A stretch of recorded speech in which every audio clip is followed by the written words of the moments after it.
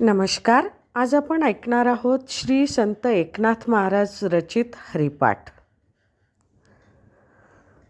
हरीची दाशा हरिदाही दिशा भावे जैसा तैसा हरी एक.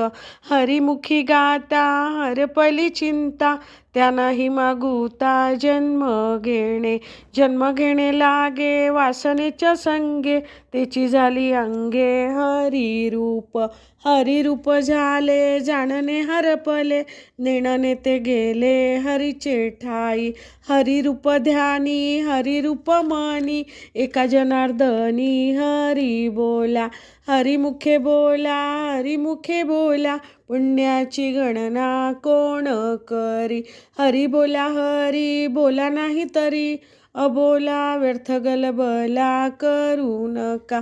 नको मान नको